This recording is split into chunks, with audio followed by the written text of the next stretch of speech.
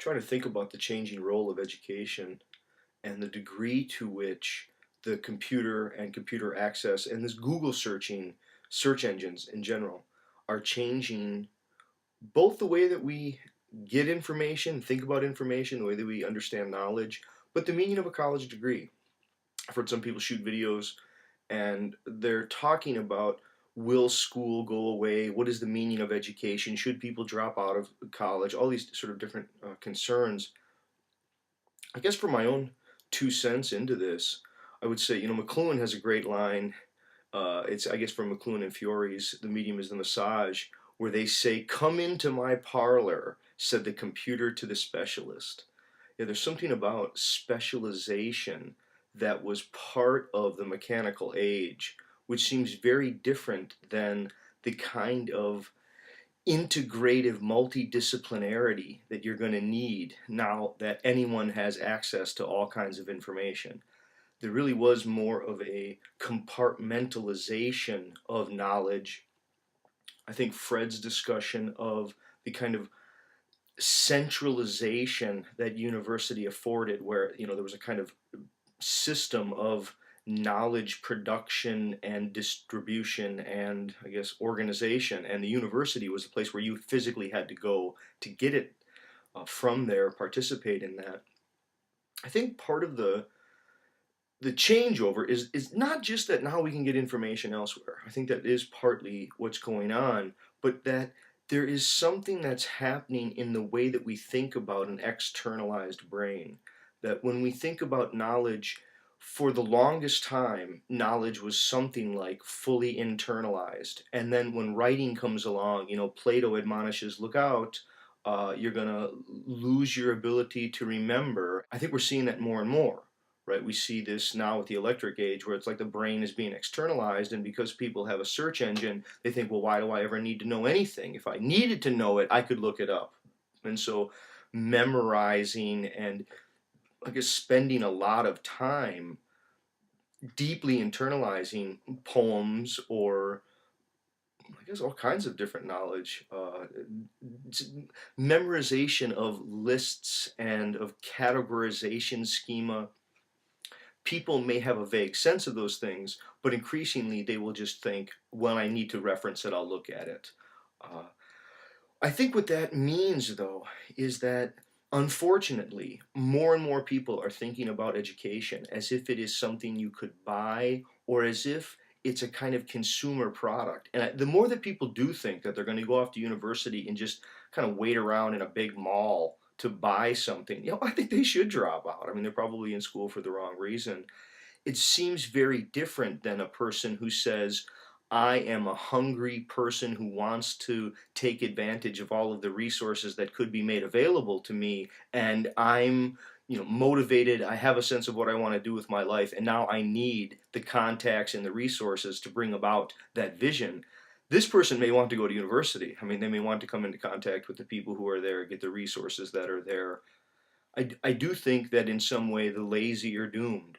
Now, not only will they have to compete, with those people who have degrees, right? And there always has been that. But then there was a sort of gatekeeping where only the degreed sort of had a privilege. Now, as more and more people do have greater access to greater information and are able to do more without a degree, a degree is going to slowly wane in its value. That doesn't mean, though, that the people who go to university aren't going to get advantages. It's, do they know how to take advantage of the resources that are there? I think that's one of the major issues there is, how do we think about what university is? Is it a huge gym that has resources and facilities that one is to take advantage of? Or is it more like a mall where you walk along and look for things to buy and add to what's there? Is it something that you get from the readings? Are you supposed to go there and take something from the class and take something from the professor or from other student comments? Or are you supposed to be kind of on the spot performing and giving and contributing? So I think these are sort of very different models. I mean, certainly you could say there's both, but it seems like both of those would have to be addressed, to try to talk about consumerism in one sense, and I guess, the loss of gatekeeping on the other. I think some larger issues would be, what is the effect upon attention span in the digital age, or in the time period when people had to sort of slowly, carefully think about things. It seems so different than this sort of Google search engine mind. Search engine mind is a quick and it's an instantaneous access, but when it's brought together with email and all kinds of other electric extensions where we have connections with people and there's all kinds of people talking to us, and we have 80 million projects going on and more projects with distant people, it seems as if there is, as Robert Hassan talks about, there's a kind of chronic distraction that's afoot. And it's a chronic distraction with fragmented, dissipated responses. That is, the responses aren't like something that you immediately address. You get this email that says, hey, can you respond to this? But then you need 3 other emails before you can get a response to it. And yet it has a kind of instantaneousness that the earlier, say, communication media didn't really have. So I think this question of, can people still have long-term goals, right? When McLuhan in Understanding Media says Johnny can't read, not because Johnny can't read, but because Johnny can't imagine long-term goals. See, I think he's there talking about something that happens when mind becomes externalized, when we think of ourselves as consumers, and when we think of ourselves as somehow always able to get the information when we want it.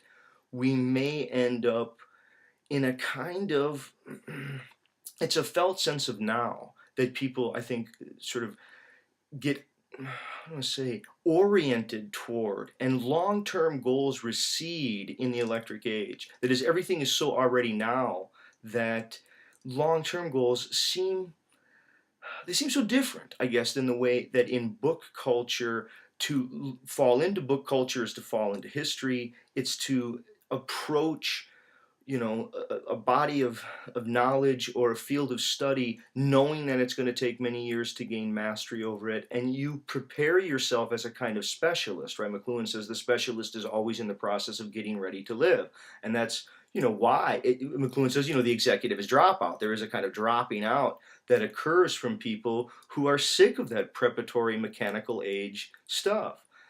There is something to be said about long-term goals, and I do think long-term goals are a good, the issue of a book. If you have a big book, I mean a mighty tome, take something like Sartre's Being and Nothingness, it's going to have to be a long-term goal. You're not going to sit down and at one sitting understand being and nothingness.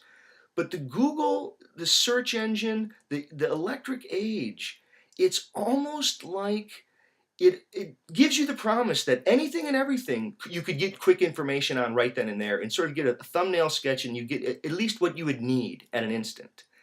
I don't know if that really relates to long-term goals. So the question will be, I guess I'm sort of all over there, but I think the theme that comes across all of this is, as the information explosion happens and more people get more access with greater ease to more information, the hungry student, the active learner, the person who is able to take advantage of the resources that are there available to them, they're going to be really in a great position, because there are so many other people who are going to be kind of this chronically distracted with dissipated responses. And if they're all electric, if they're all in the electric age or in the digital age, I'm not sure to what extent long-term goals work there. It may be that the electric age is kind of like, this is something Richard Lanigan has said to me, that dictionary entries, whereas book culture is still more like encyclopedia. There does have to be a depth there. And so I think people who do have a firm foot, right, in the historical tradition of slow book culture and of historicity and of depth learning and of commitment, those people are going to have to also have one leg in that adaptable, ever-changing, recent sort of electric age.